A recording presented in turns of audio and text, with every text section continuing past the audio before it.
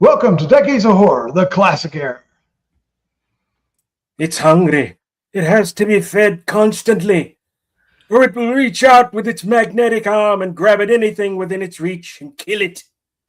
It's monstrous, Stuart. Monstrous! It grows bigger and bigger. This is episode 226, reviewing The Magnetic Monster, recorded March 22nd, 2026.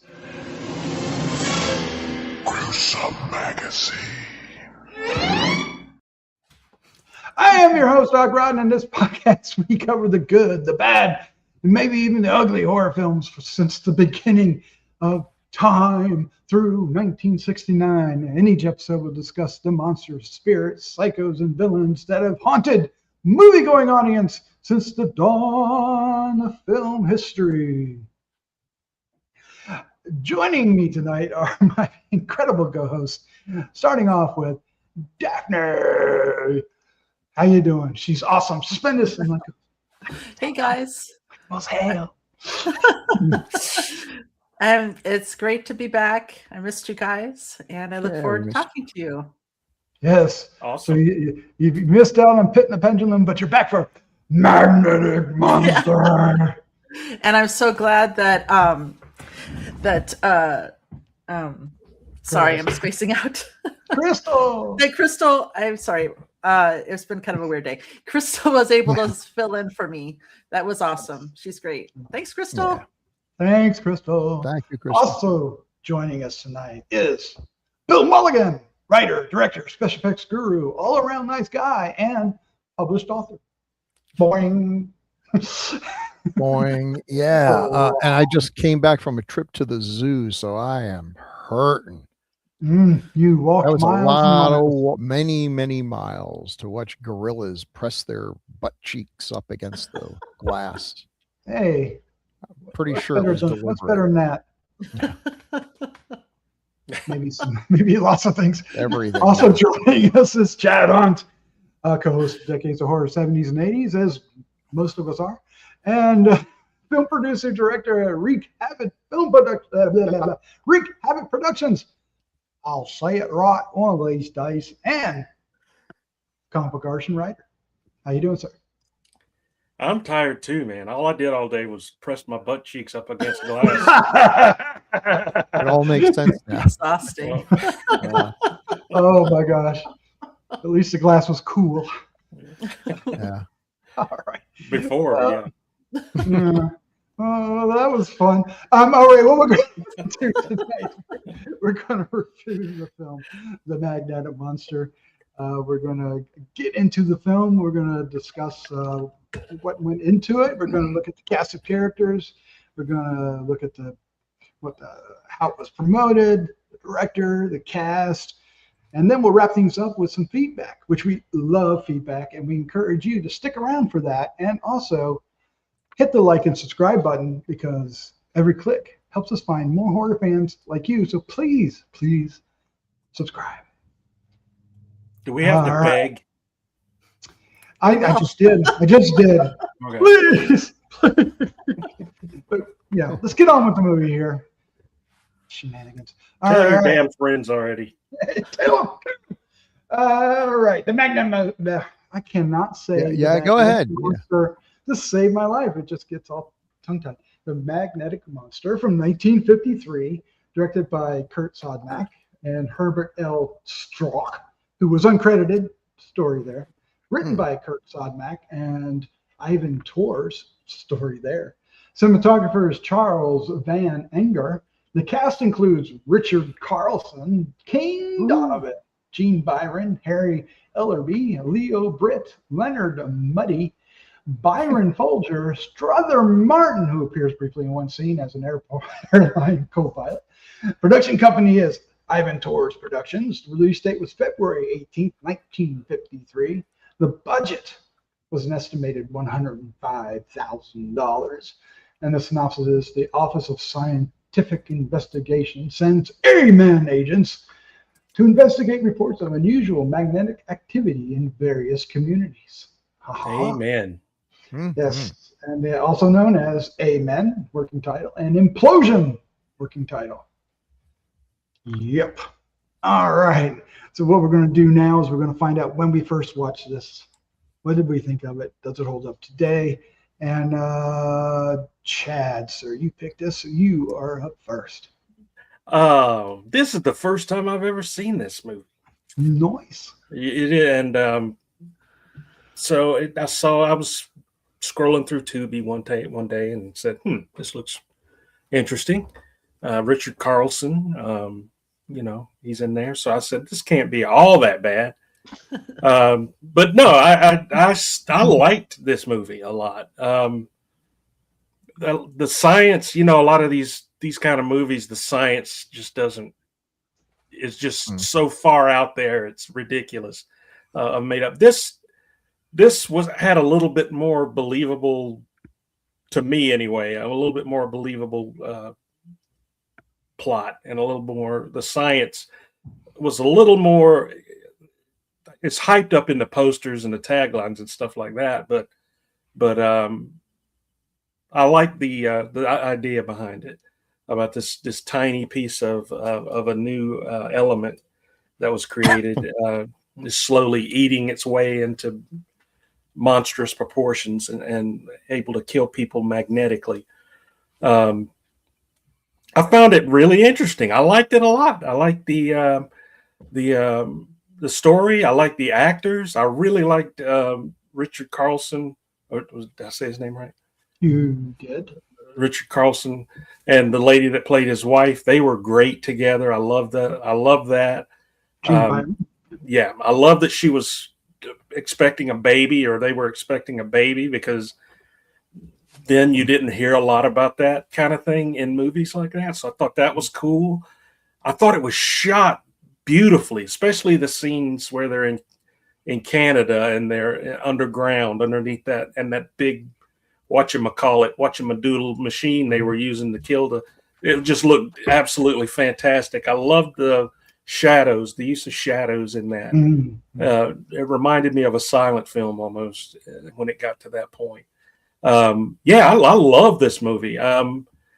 We got a little scene with some surprise characters that had small parts that we, what was his name? I can't even think of his name. Strother Martin. Strother Martin. Yeah, Strother Martin. So that was cool to see him. I was a little surprised to see him in there as well. I had fun watching this. I really did. It was a fun watch, even though there was no monster it was still a pretty good threat, I thought, that they had to fight against, and I enjoyed it a lot. So thank you, sir. That's all I got to say about that. This is Daphne. Daphne, when did you first see this, and what did you think of it? Well, this was the first time I saw it, and well, you guys have seen a lot more stuff than I have, so I like seeing all this stuff. It's awesome. At first, I thought it was kind of slow. I think what was slow to me was the procedural kind of pace of it, but it really started clicking for me. I can't put my finger on when exactly, but probably in the second half when, you started seeing the enormity of the problem. It really lands. It starts getting really engaging. I liked the monster, like you guys said. And I thought it was really interesting. It reminded me of something that the Black Saint said when he was talking about how about the blob. There's nothing you can really do about it. It just keeps going. And so I felt like this monster, was really kind of scary in its own way, in a different way. Like, he wasn't malicious. There's no personal threat. He just is. It just feeds. It grows. It made me think about how you feel like during an earthquake, where you all of a sudden feel really small and you realize there's absolutely nothing you can do but ride it out if you're lucky.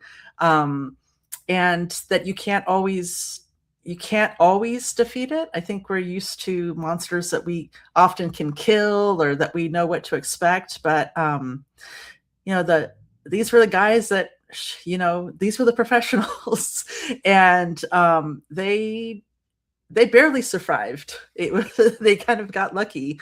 And I actually was also kind of really liked some of the sound design, especially in two scenes. When they were using the Geiger counter to find the source of the radiation in the little workshop, Yes. you know, it was like a really kind of, it could have been a boring scene, just these guys kind of walking around. But the sound of the Geiger counter and also the music, I don't know kind of what was them together. I felt like they did a really good job of kind of getting the emotion across and the tension. And also during the climax, you know, the noise and the music and the flashing, the electricity and the humming of the machines and all that, just this kind of chaos. It really got to me. I really was reacting to that. I thought that was really cool. And I also like that kind of added, since the monster itself wasn't making any noise really on its own, it was like mostly the noise came from the results of it being around, the damage, you know, the Geiger counter, that kind of stuff. There weren't any growls or roars or anything. So that kind of added to the threat to me, because it was just so different from anything that you would normally see or would know how to fight. You know, you don't have the usual cues of danger. So I feel like I liked all that stuff, and I thought it was interesting. I know that it's not like a typical monster movie, but and it started out kind of a little bit too procedurally, you know, kind of thing for me, but I kind of liked that. I really enjoyed it. Excellent. Oh, that makes me happy. Bill, you're up next. When did you first see this, and what was your first impression? I saw this as a kid on Creature Feature. This was a perennial Creature Feature one. This, Chronos, you know, a few of the ones out there, the science-y ones. And I think this came out about the same time. So there used to be a thing called Monster Magnet. Does anyone remember Monster Magnet? Okay. So yeah, the band? No, they were named after the actual toy, Monster Magnet, which was a monster, and his arms, he was shaped like a U, his arms were the magnet. Oh, yeah, I remember that. Yeah. We just remember the ad for it, because the ad was, you know, it made it sound like this thing could legitimately wreck the neighborhood. And it ended with, "Don't put it on the car," as some kid puts on the car. And we were like, oh my God, when one of us gets this, we've got to put it on a car. And sure enough, I got it for Christmas, and I was very careful to keep it away from all the other, you know, metal in the house. And my friends and I got together, and we actually, you know, had to discuss whose car we're going to put it on, because we knew there'd be hell to pay, but we had to do it. And we put it on the car, and it stuck to the car. And then we pulled it off, and that was it. That, ladies and gentlemen, is when I first realized that adults lie to get you to buy things. It was a valuable lesson. Yep. And I learned it early. Anyway, so I watched this, and you know, it wasn't one of my favorites, but I did love the effects at the end. That really stuck with me, and it sort of also was like, wow, why are the effects so good in this movie, where up till now it's just been, hey, this fork is sticking to the wall. And then you find out later, this is true for a lot of movies. They've got some really good effects in what's otherwise a pretty, you know, middle of the road movie. And it's because they got them from another movie. Womp womp. But it worked. I thought they did a fantastic job of getting the scenes from Gold to match with the scenes from this. I thought they really went out of their way. And subsequently, we'll talk about this more, but I've seen Gold, and I'm still impressed in how they did this. I really like the dynamic between Richard Carlson and his wife. They feel like real people. She's not a damsel in distress. But it raises the stakes, because it's like, you know, oh, will the world end? You know, it's a movie, so I don't care if the world is going to end or not. But I do care about these people. There's a baby on the way, and they seem like really nice folks that I hope things work out for them. So I really like that. And I don't know, watching it now, it's just a throwback to a time when people really believed that scientists were the smartest people in the world, that they were totally dedicated to making life better for everyone. You know, it was a scary time. The atomic bomb had come out, and suddenly all the rules were different. Now there were wars that could not be won. There were threats that could not be faced, that could not be reasoned with or anything. But thank God we had scientists who are now like, before we had military heroes, John Wayne would storm the beaches of Iwo Jima and shoot every Japanese soldier, and every shot he fired took 2 or 3 of them out at a time and all. But, now we're facing atomic war. The only chance we have is if we have people who are really, really smart. And here's a whole team of them. And they've got some really super sophisticated computer that's probably about the size of a building and can add and subtract and all kinds of cool, imaginable things. Maniac.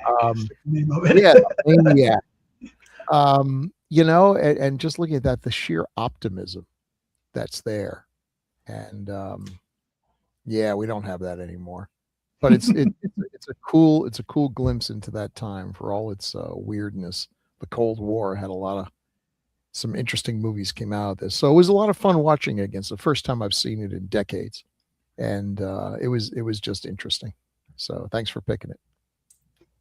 Yeah, this was the first time for me. Matter of fact, if I had heard of it, it just went, and I enjoyed this too. I was afraid it's going to be like one of those, public domain quickies, and, but no, this one actually had, some depth to the problem, and it had characters you cared about, or at least the main characters, and some of the subs, they were fine. Mm-hmm. Some of them were just entertaining. But yeah, I did. I really enjoyed it. At first I was a little, there's no real monster. But at the end, it was like, oh, well, that qualified as a type of monster, and it worked. Mm-hmm. It was growing, and it would eventually destroy everything. So yeah, just different, and different is good. So I had a blast with this. But this was the first time, and I was impressed by it. I was impressed, and the black and white is gorgeous in it. So. Mm-hmm.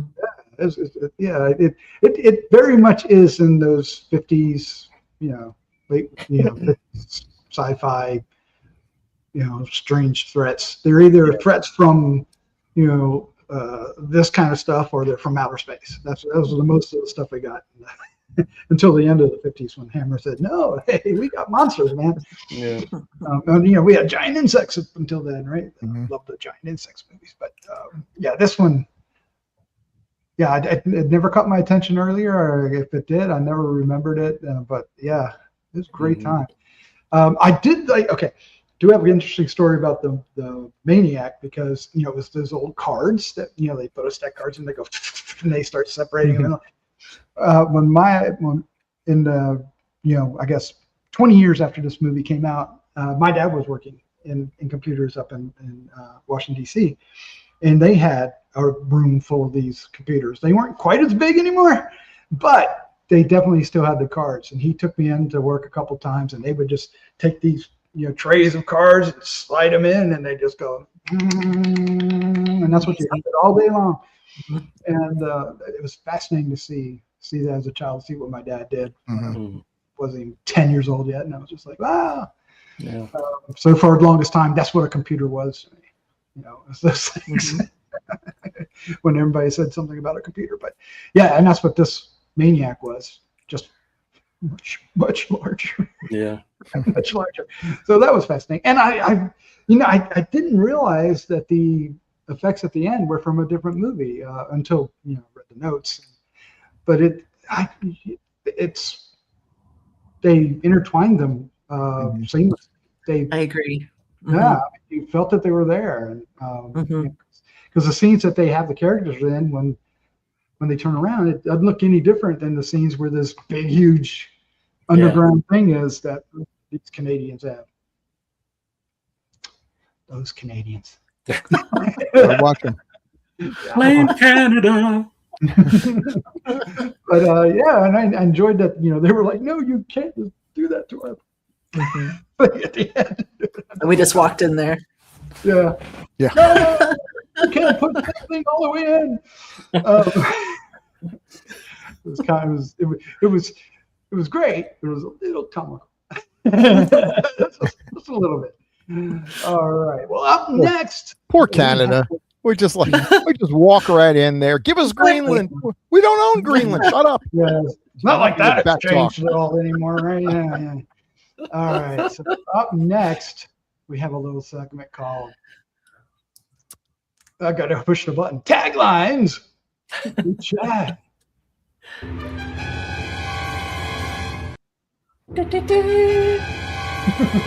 All right, Chad. Give it. I knew it was coming. Taglines for the magnetic monster. There's a bunch of them. The thing that came alive from the Australian theatrical poster, I imagine. I assume. The thing that came alive. Well, okay. This one man stands between the earth and doom.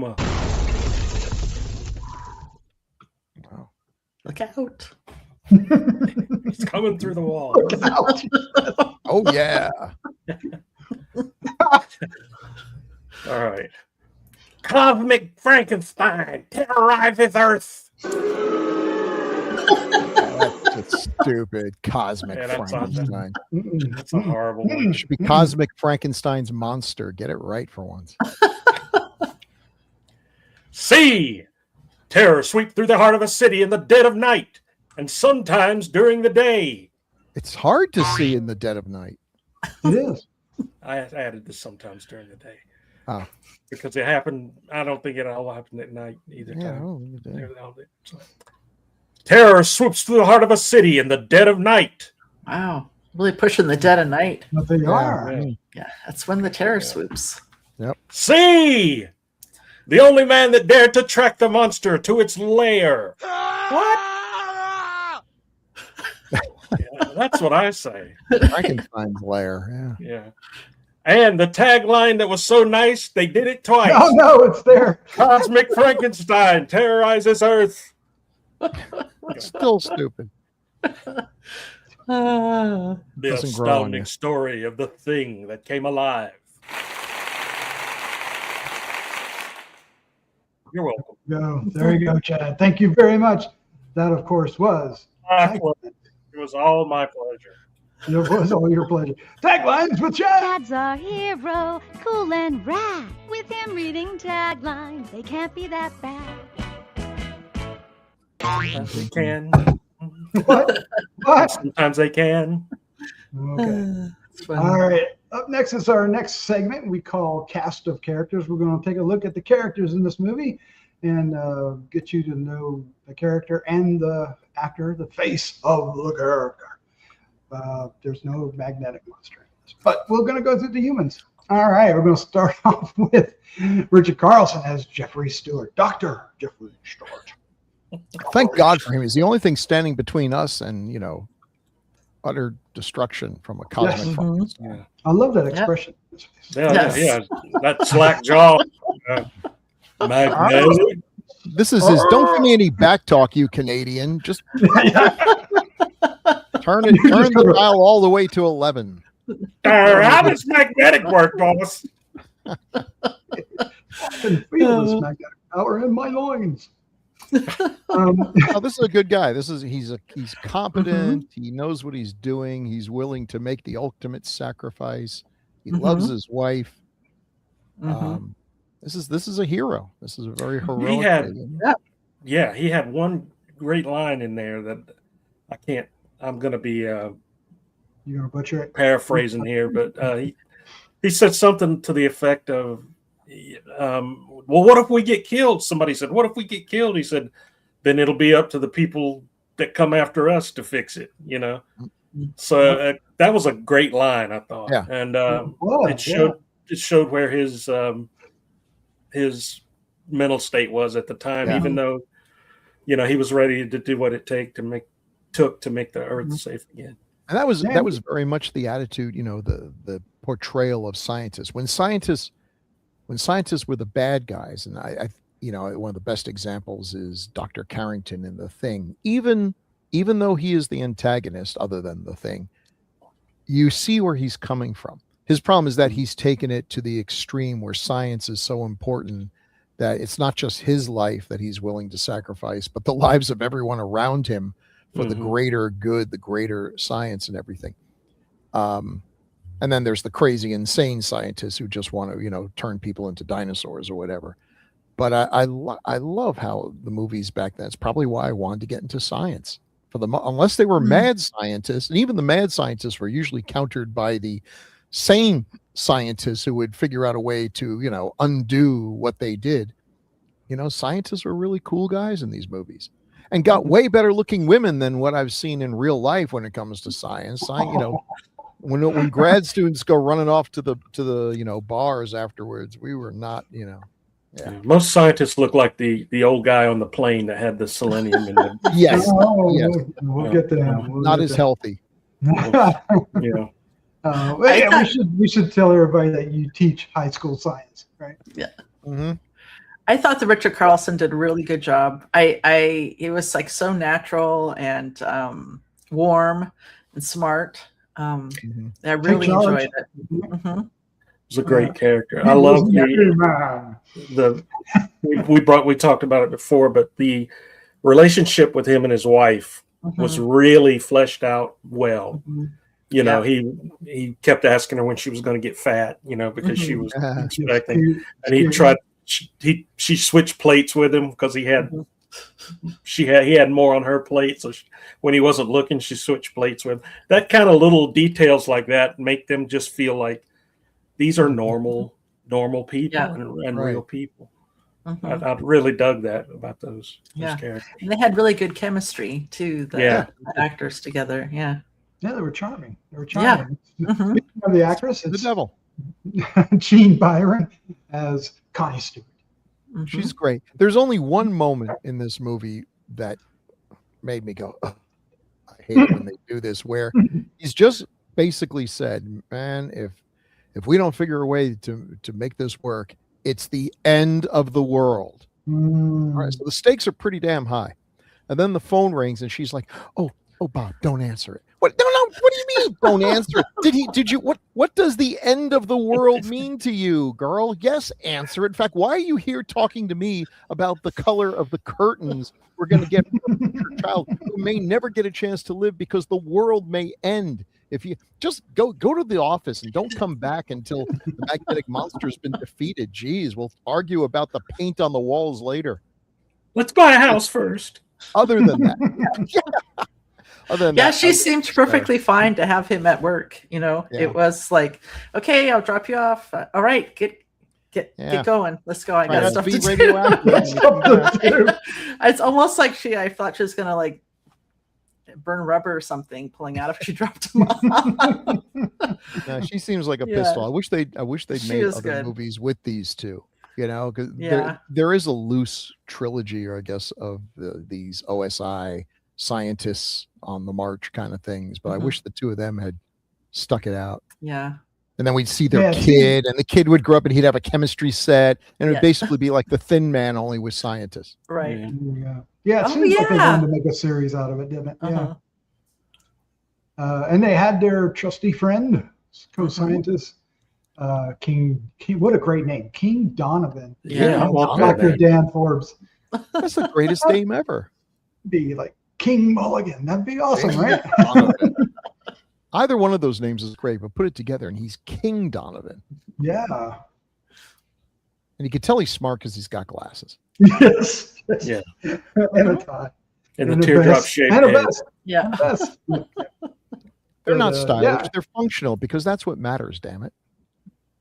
Yeah. But I like these two together. They were a good pair. And, when they were on the case. It was fun. Like when they went to the to the store that had all the things flying around the store. Oh yeah. It was hilarious. I love that part. Yeah, they had like a little language between them, like a short, little language. Get this, get that, Ooh, I think it's this, I love it when they find the dead guy. And they just like, there's that guy. Let's find this. He's peeping real good. He's peeping real good. Exactly what they said. You know what I love about these movies? Competence. People are competent. They're good at their job. And that's become so rare now. I had an interview with the woman who is handling retirement at school and everything.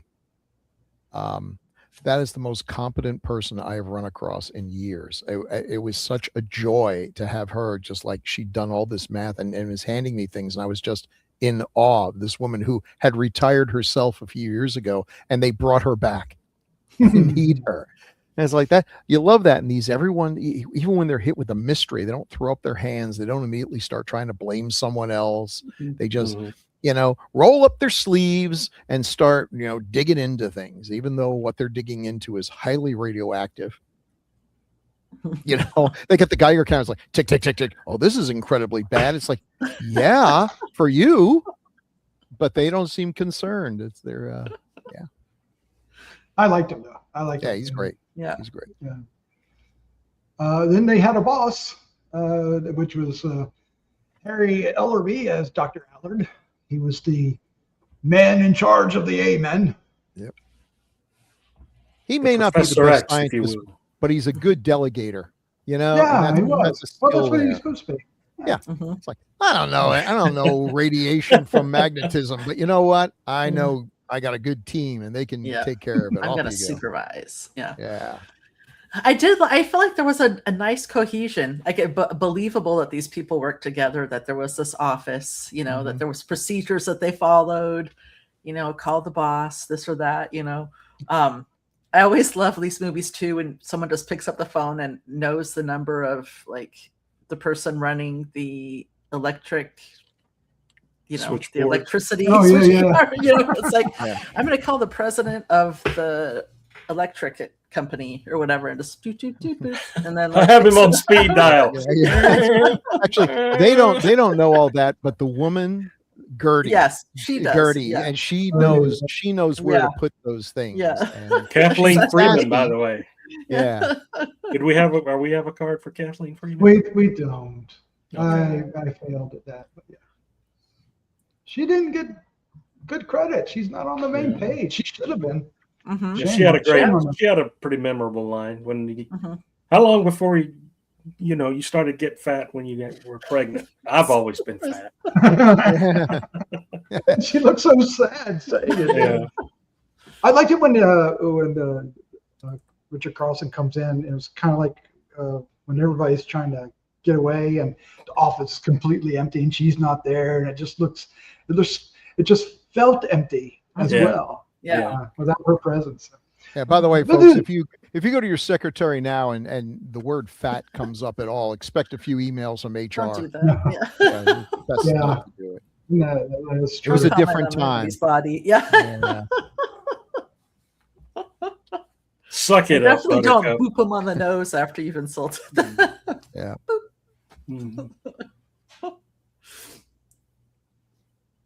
Oh wow! I was looking up who Kathleen Freeman was, just sidetracked, and she was Sister Mary Stigmata in the Blues Brothers. That's awesome. There were a few people that I thought that I had recognized. She was one of them, and then one of the generals.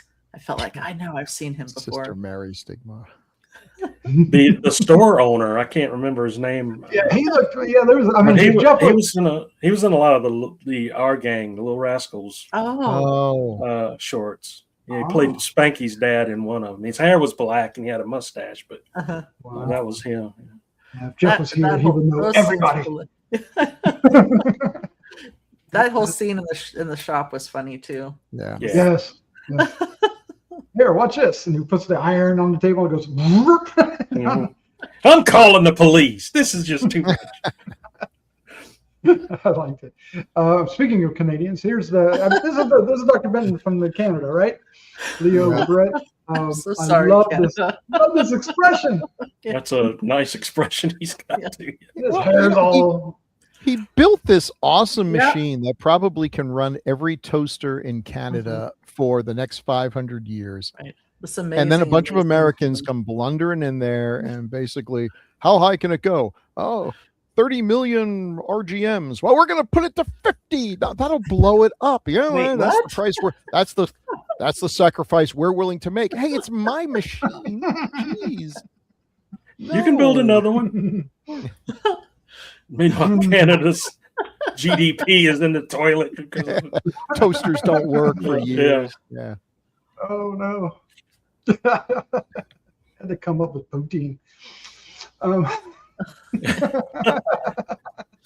do you need it to go? Umpteen.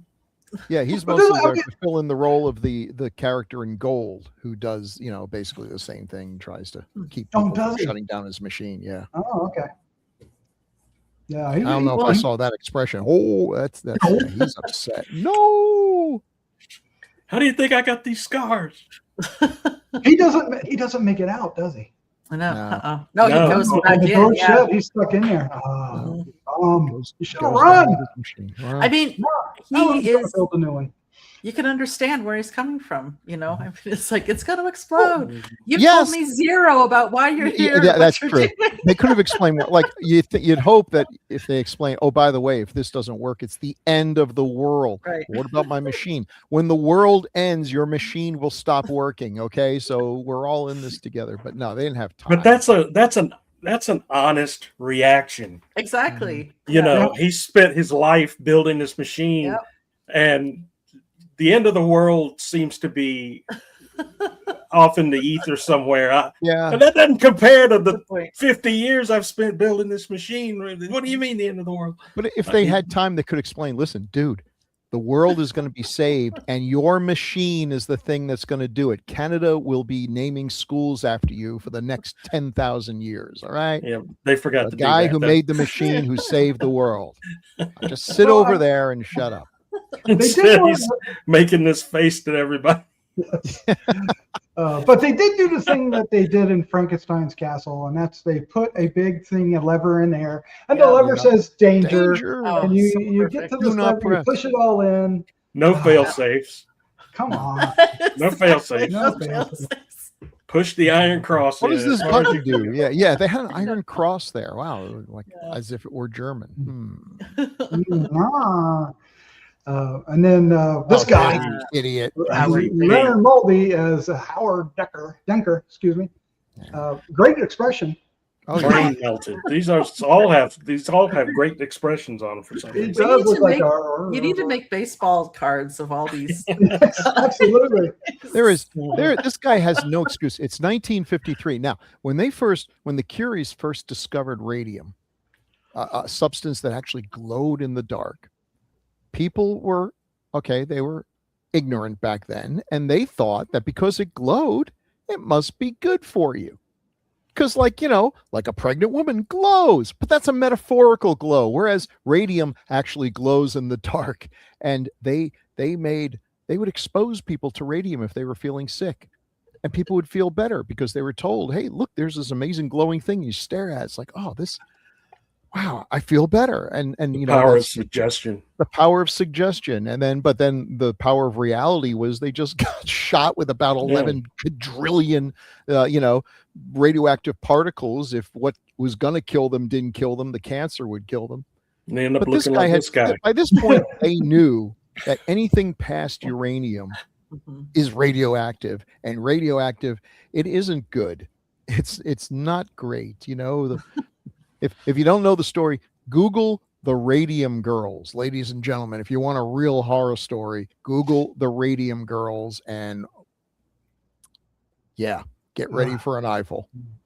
Well, this guy was part of your procedural mystery, Captain. They spent the first third of the movie trying to figure out who he was, and we didn't see him. Yeah. And then we see him on that. And then we wish we Tiny hadn't little- seen him. airplane set, What possessed this heretic to get on a plane Yeah, with a bunch of He people. was on the with a run. bunch of people? God, maybe, yeah, but holy shit! I mean, I'm sorry, you're a scientist, and you saw this kill one guy already. Yeah, and you just hop know on a what's plane with going him. on. Yeah. Well, he wasn't in his right mind. No, I guess not. You can That's tell radium. that in his eyes. Here. That's the radium talking there. Yeah, but I like the part where it's like, get all the other passengers and put them to the back of the plane. Will that protect them? No, but at least they'll be together when they die. Right. Yeah. Well, you know Let what me the borrow next your one- cane to get through Oh, this. Yeah, I guess I'm gonna take this cane. Then they gave it Did back he to say him. where? Yeah, Did he say where he was going on the plane or why he was on there? I can't remember. the most densely populated city Right to in the America. crash site. The tiniest spot possible Yeah. to the biggest. Yeah. Oh man. I don't know. I mean, yeah, who knows? Look at him. I mean, he's toast. We're gonna divert you to Hiroshima or something. Oh. Did I do that? Oh my god! Kitty Island. And he bought insurance before he left. Yeah, That's how they why? figured it out. Oh, that's right. That's That's how how they they figured it out. That was Can't be crazy. too You go careful. to the machine and buy insurance. This is the case the plane implodes. The one thing they always said about Howard Denker, he was responsible like that. You know, They that's always so say. Howard to Yeah. expose everyone to radiation, but buy insurance. That's Howard in a nutshell. Oh my! Well, on the plane, we also got a surprise cameo from our well-known actor, a very young Strother Martin as the co-pilot. One day I'm going to turn What a do boy you into a mean, cobra. Selenium? Yeah, he basically got. All right, you're flying the plane. I'm going to go back there and grab a cane Yeah. and take this stuff and put it in the bathroom. And he's like, all right, better you than me. Someday I'm But it was going to great. make this. All right, shut up. Know your marks. Just I didn't recognize him either. no. But when I read it, I had to go back and I watched it again. Jeff, you cursed me, and I saw it. And then Wouldn't it be great to be like an interviewer? You know, you're Merv Griffin or Mike Douglas. You got Strother Martin on in the middle of everything. It's like, I want to talk about one of my favorite roles of yours. You were in The Magnetic Monster, just to see. Like, he's like, what? What are you talking about? No, I wasn't. No, I wasn't. especially in the 70s. I think it was called Amen when we were filming it. That was Brother Martin. That's not Brother me. Martin, yeah. Martin. Strother. It was Dean Martin, fool. All right, well, that's our cast of characters. I hope you enjoyed it. Oh my God, I haven't laughed that hard in a while. Thank you all. All right, up next is the posters. Let's take a look at these. Got a mess of posters and variations of buildings falling. Didn't really happen.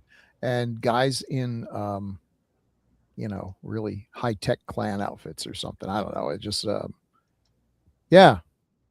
Well, and then then sometimes weird pictures with a woman there who is like, who is she? Why is she there? We don't know. Well, you watch to find out. But there's that damn cosmic Frankenstein. Yeah. The thing that came alive. It was kind of a creation, but Yeah. and they tried to play it up like this is a living thing. Mhm. This thing is alive. It's living. Look, it's No, alive. no, it's not. alive. No, it's just magnetic. Yeah, and what's interesting is the one that you see on IMDb and other places is a shoved together version of this. Shoved together. Yeah. That's all. So it's yellow, but has the images from the right side and then some shots from the movie. But it has the thing at the top. I Yeah. like the font though. Yeah, Yeah. All little arrows coming out. absolutely. And here's another one. Yep. Somebody say that one. Le Le monstre monstre magnétique. Magnétique. But then it's got some of the stuff from the Mhm. other movie. It looks like. Yeah, we've got some of the machine, and we've got a bunch of people running, which was always in these movies. There's always, just like people running. Usually there's some guy with a hat and the hat's flying off. He's running so fast. They don't know what they're running from. They No, would have they- Run! You just run. Run. It's old I man like that Denker. Run. Oh man, he's the Frankenstein one. I'd like that they used the hazmat suits. Yeah. I thought that was pretty good. I liked it. Makes sense. Makes sense.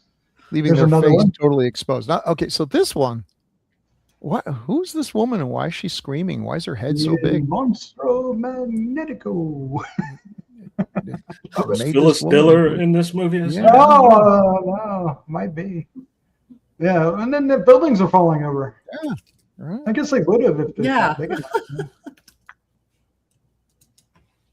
It's interesting if they took it that far. And then here's the cosmic Frankenstein terrorizes Earth again. There he is. He's opening a couple of doors, and there's like heavy machinery behind him. And this is all being observed by a woman in bed. I love this description. It's so not what happened. Already one whole city has been devoured, and still it grows, minute by minute, reaching out with countless invisible mouths to swallow the earth. Yeah. Sounds good. more like the Yeah, it sounds better than 75% of the taglines we read yeah. from more modern films, I guess. Countless invisible mouths to Nothing to swallow do the with earth. it. I think Are she's. those I think the people woman's- in the red down there? Yeah, I think so. they are. And Okay. Yeah, I think they're she's running. like saying, I hope Dan remembers to shut those doors. Mhm. Absolutely, that's what they were doing. I wonder what he's thinking about right now. Yeah. Probably some other woman. He's probably thinking some other woman is like, if I don't stop this magnetic monster, it's the meme. It's totally the meme way before it's time. What he's actually thinking of is, I hope I don't fart in this suit. Yeah. Maybe that's how he saved the day. Maybe. Oh, Meanwhile, in Italy, two completely Yeah. El unrelated. flatulence, El magnetico. Yeah. what did Who are these people? what is going on in these two? No. Yeah. Who are those two people? That's what. Don't let me die a virgin. And who is the space guy in the second poster? I don't know. He looks And like what he's city is invading this? her. He looks Russian. Like, oh, this magnetic monster will severely stop our tractor quota.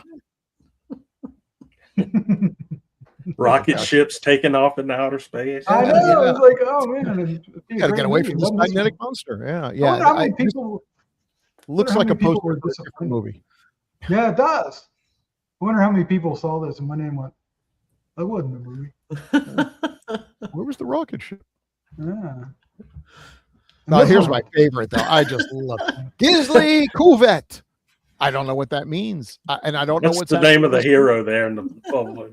There's two space guys that are trying to like steal something from a woman's bedroom before she wakes not up. what it but she looks does like. Wake up.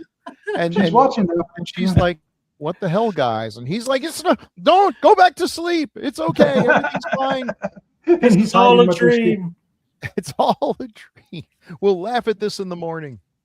But this looks like one of those pulp books. It does. Yeah. Yeah. Mm. Which I Adventures love of Gisley Cuvette. Gisley Cuvette and the Monstrets. Oh man, it doesn't. I mean, this doesn't fit this movie, but it's a great image. Yeah. Yeah. It's got awesome color. Yeah. You don't see orange making it work that much. No. Give him credit for that too. She's All awake right. again. Yep. All right. So our director, Curt Siodmak, who most people will remember him from Wolfman because he basically came up with it. Right. Mhm. Yep. So these are a lot of the films he wrote. Some of them he presume. wrote, some of them he directed. I see Bride of the Gorilla. If I'm not mistaken, wasn't Bride of the Gorilla written by Ed Wood? Directed by Oh, that would Curt. be awesome if it was. But Creature with the Atom Brain. I've Oh, never that's actually right. seen that movie, but I love the song by Rocky Erickson. So there you go. Yeah. I think he wrote I Walked with a Zombie, Beast with Five Fingers. Came up with a lot of the Wolfman stuff. I mean, people think, oh, the werewolf, all that from ancient folklore. Boy, that was all made up for that movie. Every Mhm. bit of it. And brilliantly so. Yeah. He did the Son of Dracula movie. He wrote that. I Walk with a Zombie, like you said. Grue-Crew, Beast of the Amazon is almost impossible to find a decent copy of that. That's one of those things that just never got shown on TV, and it's kind of a holy grail for a while. And I finally got to see it. It's pretty bad. Oh, stop. I know. Oh, no. Yeah. Oh, man. He did a lot. Oh, he of did cool House stuff. of Frankenstein. House of Frankenstein, too. Donovan's Brain. Or did he just get credit for it because it had Wolfman? I wonder how many times he just gets So credit here's for the it. question. We're saying he's the director, but then, there's all this information that it was actually Herbert Strock that was uncredited and did most of it. And like, what's the story there? Mhm. How does that happen? I I don't know. couldn't find much Does, on that. does anybody know? I mean, I wonder, I can't mean, because they say he's just uncredited, but he I can't believe they thought, oh, this is the name that's going to put people in seats. If they knew it was directed by Herbert Strock, they'd run. Nobody cared. he directed a few things. Yeah. Oh, he directed some of the 4 episodes of The Veil with Boris Karloff. Oh, he directed How to Make a Monster. Oh, there's a fun one. Cool. Yeah. Yeah. So I guess no, we don't have one for him. Blood of Dracula. I was a teenager. Oh, he did all those films. Okay. He did a bunch of stuff. The Crawling Hand. He did some good, bad, and ugly. Gog. Gog. Is Gog another one of those? Well, let's just move on to Ivan Torres. Gog's another one of those films, right? Mm-hmm. Yeah. Gog. So Gog's. This is Ivan Tor. So yes. So the trilogy of the OSI or whatever is Gog, and Riders to the Stars, I think, and this one. So, but they're pretty loosely based. It's not the same people each time. So Ivan Tor's interesting guy, definitely had his niche, and his niche was underwater stuff and animals, which he combined most perfectly in Flipper. They call him Flipper, and Gentle Ben, and let's see, Doctari. Anybody remember Doctari? Yep, I remember. Doctari. Yeah, it had Clarence the Cross-Eyed Lion. He was an indie filmmaker and just made lots of cool stuff. And yeah, he kept that going for a while. I think he also did Sea Hunt. Yeah, just lots of neat stuff. I think the Aquarians TV movie. The Aquarians. Yeah, this guy loved water. He loved water more than James Cameron. So any chance to strap Lloyd Bridges into some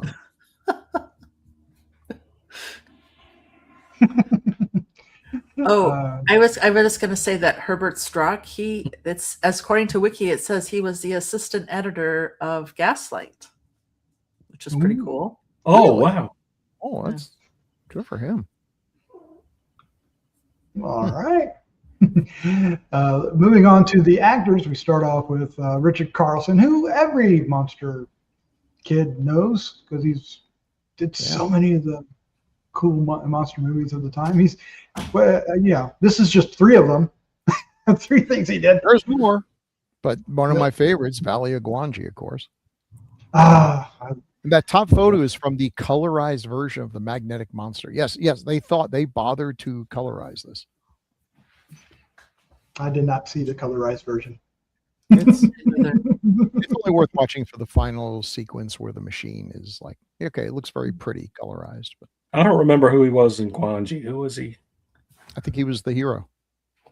I thought that was James Franciscus. You're right. Then I guess he was not the hero. He was the rival. The rival, probably. Come to think of it. But he was in a lot of other things too. Oh, Some great man. Yeah. The Tormented. That's the Ghostly Bride movie, right? Mm-hmm. Where he holds the head and walks around with it. Oh, that sounds good. I've only seen like images and trailers. I have not seen that movie. I have not seen The Maze, which is one you guys did The Power, but I haven't seen it. But it came from another planet. It came from another planet. It came from outer space. Oh my God, so good. Such a great movie. Of course, Creature from the Black Lagoon. Classic. I love the poster for The Power. Yeah, that's great. That's pretty cool. That's a great poster. The movie, but I was going to say, does it match the movie? No. Sadly, I've never heard of The Maze. Oh my God, The Maze, 3D, and you can tell it's 3D. The goofiest ass premise ever. There's there's a lord of this big castle in Scotland or whatever, and what's his problem? You never get to see him, and everybody's hiding something. Well, it turns out, you know how like a fetus is supposed to go through the fish stage and the amphibian stage and the reptile stage before it becomes a human. Okay, that's totally not true, but that's what people believed. Well, this poor bastard got stuck in the amphibian stage. He is a giant frog. He's a giant frog with the mind of a man. And that's the big family secret. Oh, no. That Uncle sounds Bernie awesome. is a giant human. I know. I was thinking the same thing. I want to see this giant frog. That sounds awesome. He made a lot of 3D stuff. and good ones. I mean, It and Creature are two of the best. Oh yeah. The maze actually looks great in 3D. Every now and then they have a revival of it, and they do have a maze, and mazes look pretty cool in 3D. I want to see it. I want to see. I do too. I want to see Tormented too. Have you done? I guess you guys didn't know. So have you done? Yeah, we've not haven't done it. that. Mm-mm. We need to find it and do it. Great poster. I haven't seen the movie. All right, and then the guy with the best name ever, King Donovan. King Donovan did a couple really cool movies. Yeah. Invasion of the Body Snatchers. Yeah. And who did you say he was in the Body Snatchers? He was the friend that he went to. The one who McCarthy's friend.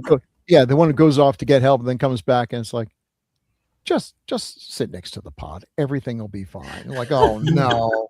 They got King Donovan too. Bastards. Who was he in Beast? I don't remember. He played the monster. He played the monster. All right. Yeah. The Beast. That's a great movie too. And King Donovan as the Beast. Stop it. Let me just see on this. Yeah. Oh, What year was the Beast? In the 50s? Late 50s. I'm looking. I'm looking. I'm hoping. Maybe I got it wrong. A lot of Maybe he stuff. was in it. Now I'm not seeing him in it. Maybe he just wanted to be in the Beast. I don't see. No, it's 1953, same year. Dr. Ingersoll, who's plays. Yep. 1953. He was in It's a Mad World. Oh. Same glasses and everything. Yeah, he played the airport official. Remember It's been so long since I've seen that. Oh, come on. Yeah, it's been. I watch it every year. Yeah, it's been a long time for me. It's one of my favorites. I love it though.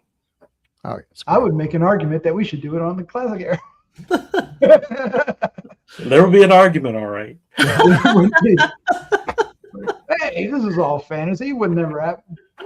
Maybe we should do a thing where, like, at some point randomly, everyone is allowed to pick one non-genre movie that they want to have us do on the podcast. It could be any genre at all. Yeah, like a second. Ladies and gentlemen, you're now witnessing the demise of the podcast. Humble beginnings. I mean, I don't think we'll ever get to that point because we'll probably be able to do this for 100 years before we run out of classic stuff. But we'll be grinding the bottom of the 80s barrel before No, the 80s have so much. You guys haven't even touched the surface of it yet. 70s we're getting kind of. Yeah, okay. Maybe I'm thinking we're getting there. We're getting there. We're getting there. There's still plenty. There's a lot of. Well, if we run out, we'll turn the 70s into 90s. There you go. Yes, there you go. Just like do it like when you're on your report card. Just take that 7 and kind of. Yeah. That would be perfect. All right, Gene Byron. Oh, she was Conquest of the Planet of the Apes. Mm-hmm. Oh, cool. I remember Invisible Invaders. We'll have to do Invisible Invaders one day because looking at that, it's like I think I know where George Romero got some ideas. Is that the one that has carradine in it, or is that some other invisible one? It seems like it ought to have carradine if it doesn't. It feels like it, right? Definitely got zombified people. She was in an episode of Batman. Oh yeah? No. She played Miss Millie Linseed. Miss Millie Linseed. In Nora Clavicle and the Ladies Crime Club. That had to be the 3rd season. It had to be. Had to be. But she did great in this. Yeah, I loved her in it. Yeah, she was really likable. Mm-hmm. So Invisible Invaders was 1959. It had John Agar in it. But it did have John Carradine. Of course. I do. Wow. Yeah, John Carradine played Dr. Carol Neumann. I've got a lot of alimony. Yes. She was great in this. I mean, she plays the kind of wife a guy wants. Supportive, they're totally into each other. He respects her, she respects him. They're a He team. wants her to They get are fat. a team. He wants her to get fat. Yeah. But I mean, okay, it's out of touch with modern, but at the time, it's endearing. Yes. It is. When you look back and you consider the time, it's endearing. Yeah. But yeah, you say that to somebody now, and you one you get assaulted, two you get down to HR. I mean, There's HR involved and everything. she's busting his balls a little about the fact that he's not She making any is. money, despite the fact that he's saving the world. You'd think that would be That's true. his bonus, but I know those prices he was spouting out for what he needed for a down payment and oh yeah, oh, and all that was like making me a little jealous there. a little. Is that all you got to do to save the world to get a good house payment there? But they only had 5,000 saved, and they were eating away at it pretty quick. Buy the whole house probably back then for 5,000. The house I grew up in cost $14,000. I will never forget that number because it keeps coming back to haunt me. The first time I saw an ad for a car and they're like, the new, whatever piece of crap from Volvo or whatever, and it's like $15,000. I'm like, oh my God, cars cost more than my house, than the house I grew up in. And time marches on. $14,000 wouldn't even get you a tour of a house now, but there was a time. Now, admittedly, my dad was only making probably about, working for IBM was probably only making $5,000 or $6,000 a year. But you still when you think about, so just a couple of years salary would buy you an entire house. You better be working for a cartel now if a couple of years salary will buy you a house. Mm-hmm. I mean, it's hard to, yeah. Sorry, it's future difficult to get generation. one that's under 300, 400,000 anymore. I'm depressed. Imagine if you were Generation Z and you got to hope for like a plague that wipes out 90% of humanity before some housing will open up for you. Just move into some dead person's house. Yeah. How my kids are going to afford things is keeps me up at night. Keeps me up at night. Yeah. John Zaramba, English. John Zaramba is another person you brought. And this is probably one of those faces you recognize. Yeah, there he is in Time Tunnel. He was one of the guys with the Time Tunnel, and he was in 20 Million Miles to Earth, Earth versus the Flying Saucers. And best of all, Frankenstein's Daughter, which we will do one day because, by golly, you got to love a movie that the whole premise is this Dr. Frankenstein makes a female monster, and everyone forgot to tell the makeup guy about that little detail. He just made a regular old Frankenstein-esque monster with, ugly face and nothing at all feminine about it. And they saw it. And the first day, I guess they're about to start shooting and they're like, oh my God, this is Frankenstein's daughter. It's like, oh yeah, I figure Frankenstein's daughter made a monster. No, the monster is the daughter. And they had the whole thing. You do realize that Frankenstein is not the name of the monster. It's like, this is not the time for that discussion. Smeared some lipstick on him and tried to give him something like a chest, and it's a disaster. I like to pretend that the white part of the monster's legs are little go-go boots. That's what they did. Oh, God. That's so awesome. Yeah. That and a mini skirt would be just amazing. But here's the thing. Look at it. It's got a hairy chest. So not only did they not tell the makeup guy, they didn't tell the poster guy either. This movie really had some communication issues. I do want to bring up some of the other cast because of things. We're going to go back to Harry Ellerbe here. He is in House of Usher, 1960, and he is also in where is it at? Haunted Palace, 1963. Haunted what? Haunted Palace. Palace. Okay. Yeah. The Edgar Allan Poe movie based on H.P. Lovecraft. Yeah, there we go. And then we want to mention this guy, Leonard Mudie. And we're doing this because for Jeff, right? Because he was in, and I've got to look it up. So somebody, Jeff. What is Jeff's favorite Western. Take your pick. Gunsmoke. No, oh my gosh. Have gun will travel. Are you talking about the actor? The Rebel. I had it in my brain, and now I can't find it. But no, he likes the black and white detective movies. Mm-hmm. Oh, And film noir. Oh, film Yeah, noir. like film noir. And we did one of his favorites, and he's in that movie. He was in. Was he in Kiss Me Deadly? Kiss Me Deadly. Thank you. Nice. See what happens when you. That's you what look at happened to this that briefcase full of selenium. Yeah. It ended up in that movie. Oh my God! It did, didn't it? It looked like this. All right, and then we want to take a look at the effects, Bill. So all these are from. Okay, so there was a German other movie.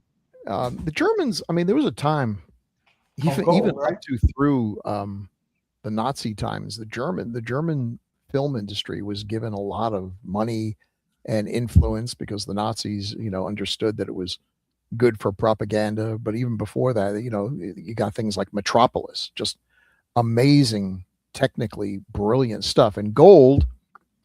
Now, I'm trying to remember what year Gold came out. 1934. So 34. Okay, things hadn't gotten quite so bad. But even then, I've seen this movie. It's been a while. The premise is that a wealthy industrialist has come up with a way to turn base metals like lead into gold. And that's what this machine does. And if you remember the scenes in this where it's like there's stuff that starts bubbling and everything, that's him irradiating lead or whatever and turning it into gold. And the workers realize this, it gets very political. The workers realize that if you can create gold, it's going to destroy the world's economy. So in the end, they rebel against the machine, and the scientist, is trying to protect the machine. They're trying to destroy it, and it blows up and everything. And it's a lot of yap, yap, yap, yap, yap. And then we get the final sequence where the machine's on and all the good stuff happens. And it's brilliant. So they looked at that and said, we got to use this, but what are we going to, what can we do? And I really believe the Magnetic Monster was basically just written around this footage. Oh, wow. Okay. Look at how it was filmed. This is what it looked like. It was filmed in that very heavy use of darkness and shadows, and everyone's kind of dressed up in a kind of a film noirish look.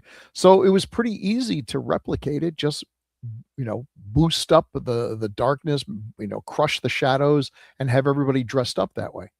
And, you can't really tell, who's who from if the distance is far enough. I thought they did a really good job making you believe. I guess the only thing they really had to build was the control set. Mm-hmm. So for something for Richard Carlson to act in front of. Yeah, that. The big danger thing. Looks like it would fit. Yeah. And then they built that big door that they had to open up to get to it. And how far down did they go? I forget. They had to, and it was like under the ocean too. So they went down and under the ocean. Mm-hmm. Because when it blew up, all the water blew up above it. Look at those sets. What do you think those sets cost? I mean, they talk about Metropolis was the most expensive movie ever made for its time. And you can believe it because these sets are just absolutely scrumptious and so well lit. Man. It certainly didn't look like it was within the budget of No, it didn't at all. It didn't at all. But that's fascinating that they, but that other movies have done that too, right? They would take like old Russian films and. Oh yeah, one of my favorites, Queen of Blood. Right? Queen of Blood was made for like 3/4. There was no money in Queen of Blood, but the effects are amazing. And then they took those effects from a completely unrelated Russian movie. And are like, okay, so the spacesuit has to kind of look like this because this is what we got in the movie, and they matched it as best they could. Sometimes it really works. I think they did a really good job with that. Yeah. Yeah. It's a highlight of the movie too. Oh, absolutely. And it's like I said, if I didn't read this or we talk about it here, I wouldn't know that it was spliced in there. Yeah. It was seamless. They did a great job. I didn't know until we started talking about it tonight. Right. All right. Well, there you go. That's our review and talking through the magnetic monster. Chad, thank you so much for picking that. I think it was for me too. I mean, it was a step above the usual B movie, sci-fi movies of the time. I think. Mm-hmm. I really enjoyed it. I think a lot of our listeners and audience here will watch it too. It has respect for its audience. Yeah. Very few of whom are nuclear physicists. And look, the science is ambiguous bullshit, but it reads well. It's the characters saying it believe it utterly. So it's like, well, you know what? I don't really know. They sell it well. That's the thing. They really. Other movies, it's like, oh my God, the skies turned purple. There must be a dog in the backyard. That's the science behind. That's the science. It did make me want to watch some of the other ones, even if they're not really closely related, because I love the idea, and you could see why. I remember I read a few times that it was, before X-Files, obviously, but it just seems like it's a really cool idea to have this little department investigating these things. And then they did X-Files, and awesome. I mean, I definitely would have loved to seen another movie with these characters for sure. It's one of the things I loved. I was really into the pulp when they started reprinting the Doc Savage novels. And one of the basic premises of Doc Savage is that, Doc is like a Superman. He's the smartest guy in the world, an expert on everything. But, he's just one man. So he assembles a team, and his team is 5 men, the classic 5-man army. He's got the world's greatest lawyer, the world's greatest chemist, who's also a boxer. He's got an engineer, he's got a geologist, and he's got an electrician. That was the other thing, back in the day, electrician was like a superstar.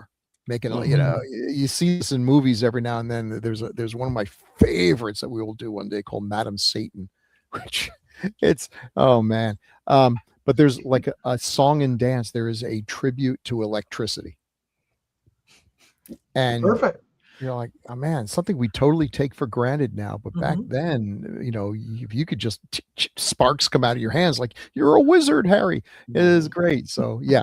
But the idea of a team of smart people, they're just really good in their fields. And if you've got that team of 5, there is nothing the world can throw at you that an engineer, an electrician, a geologist, and a lawyer can't solve, And if they can't, Doc Savage comes in and just starts punching faces. We're going to do the Doc Savage movie one day on 70s. Yeah, the Man of Bronze. Yeah. As bad as it was, horrible as it was. Was it Ron Ely or is he? Ron Ely, yeah. He was also Patrick. What's the Gleason? Patrick Gleason, the guy that played the principal in Breakfast Club. He was in it. He was one of the Fabulous 5. And, oh no. Yeah, it's kind of like I still wanted to love that movie, but yeah. Was it Nick Fury and the Howling Commandos that followed the same? Yeah, exactly. Yeah. Yep. It's a classic trope. All right. Well, we hope you check out this film, and we would love for you to let us know what you think about it. Yeah. And of course, you can reach out to us for feedback easily enough. You can leave it here on YouTube. You can leave it over on Gruesome Magazine or our Facebook group or Instagram, or you can email us feedback at Gruesome Magazine. We'd love to hear from you. And we're going to move into the feedback for tonight from episodes 219 and 226. So hang out for that. This is a lot of fun. Before we do, just want to remind you we have a Patreon, and signing up for that is easy. It's only a couple bucks, and you get to see our episodes roughly 2 weeks in advance if we can stay on schedule. And most of the time we do, but sometimes we don't. And we also do some content strictly for that. Right now we're doing it with the 70s. We did Kolchak the Night Stalker, all 20 episodes, and then now we're in the midst of doing Night Gallery. I always want Dark Shadows wants to come out of my face. Grue-Crew. No, it's Night Gallery. And the first season we've done in that, and and don't forget the tasteful nudes that we send out to all Patreon members of Jeff. They're done No. tastefully, so The more you forget about those, the better off you are. All right. Well, let's get to our feedback. We're going to start off with Little Shop of Horrors from 2019. This is a novel. Who wants to read it? Daphne, you feel like you have to read a novel, or do you want one of the boys to do it? No, I'll give it a try. Sure. All right. Okay. Awesome. Me. Okay, this is from Dennis Lancaster. Yay! Yay. Greetings, Grue-Crew. What an enjoyable episode of memories and information on this beloved classic. The original Little Shop of Horrors brings back nostalgic memories of when I started becoming a monster kid. I hadn't started immersing myself into monster magazines and film books, so I knew very little about these films, and basically saw them without any buildup or knowledge about what I was about to see. All I knew back then as a kid was I was digging monster movies, and I wanted to see as many as I could. Armed with a newspaper television guide, I would start late Friday night, through the weekend and into late Sunday night, watching tons of monster movies. I would go through the TV guide and circle what I wanted to see. It was a great time of discovery. Little Shop of Horrors was one of those films that I would classify as, what the hell am I watching? I thought it was going to be a straightforward horror movie and surprised it was a comedy with gruesome elements. Even as a kid, I caught the ethnic humor and burst out laughing when Mushnik entered his busy flower shop and instantly knew exactly how much money was in the till to the penny. The dragnet opening of the film didn't remind me of the television show, but rather the Stan Freberg dragnet satire skit, St. George and the Dragon.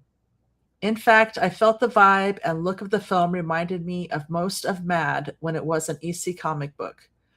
Most particularly the stories and satires that were done by Harvey Kurtzman and illustrated by Bill Elder. Nobody could ever illustrate disgusting urban decay like Bill Elder. I felt the baby version of the plant with its hairy, pointed construction reminded me of Melvin, the mole, a hairy, horrible, and violent criminal that could dig himself out of any prison. Melvin even used one of those nose hairs to dig himself out of one penitentiary. There was a grossness to the Mad comic books that I think inspired Little Shop of Horrors. The one Harvey Kurtzman and Bill Elder satire that I think really inspired the look and vibe of the film was the riff on the Archie character, which they titled Starchy. The clean-cut Archie and his goofy friend Jughead were turned into violent, murderous loan sharks and racketeers.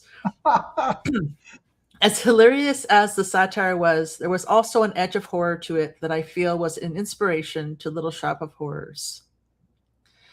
Happy to hear that Charles B. Griffith received some licensing money from the success of the Broadway show. Video Watchdog magazine number 141 has a tribute to him. Griffith comes across as an extremely cheerful person, but the bleakness of his living situation creeps in on the edges of the tribute.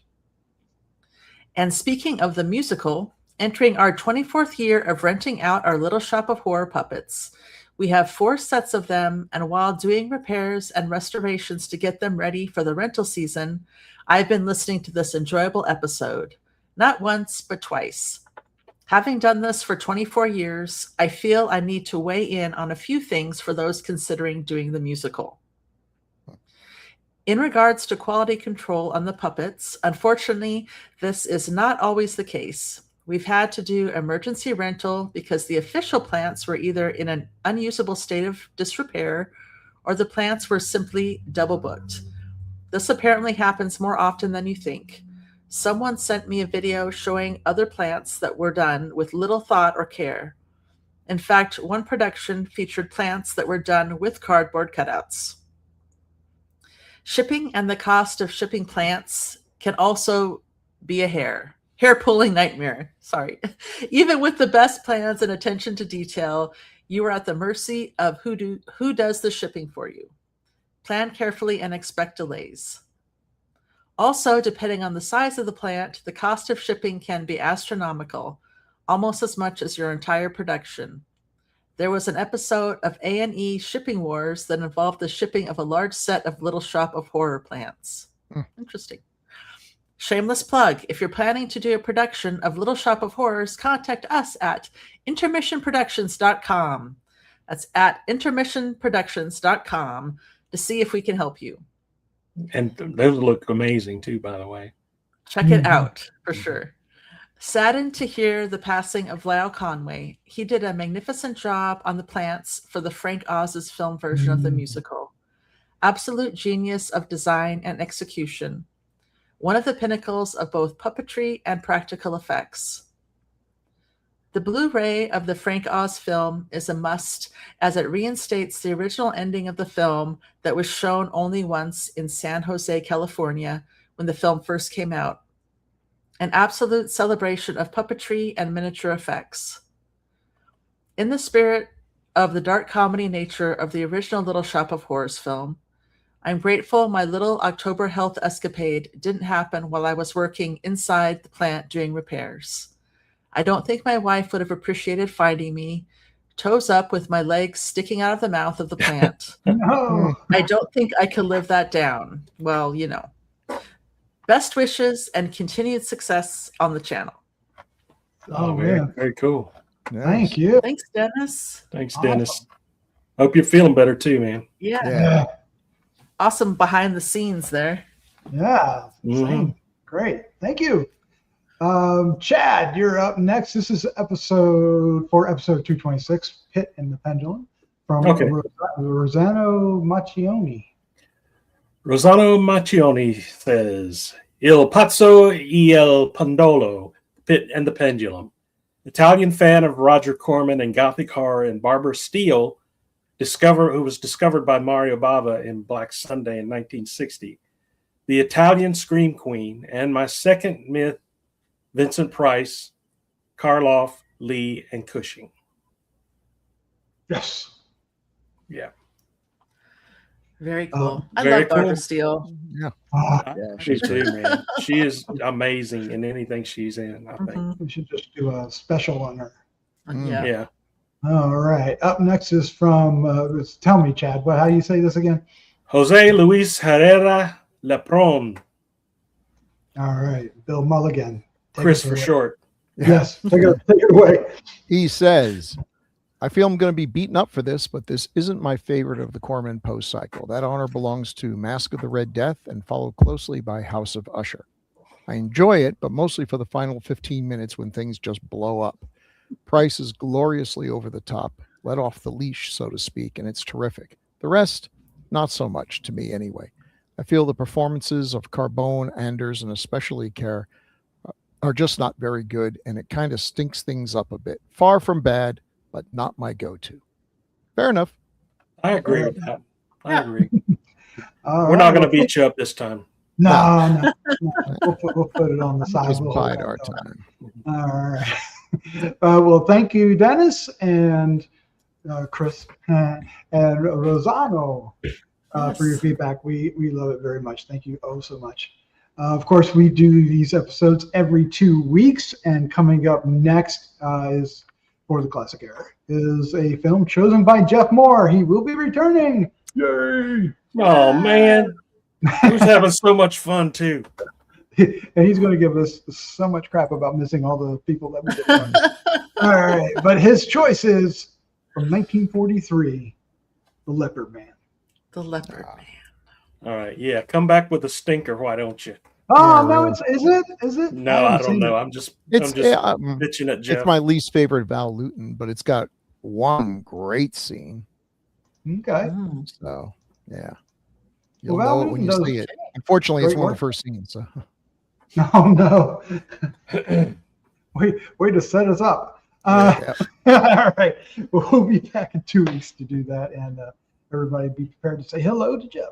Yep. yeah. Hello, All right. Jeff. That's it for tonight. Bill, hey, Chad, thank you for joining me. This was a lot of fun. Yes, it was. Yeah, So much fun. Yeah. Good time. All right. Let's say Always goodnight. fun. Yes, it is. See ya. Want to be ya. Yeah. Good night. Yeah. Good night, everybody.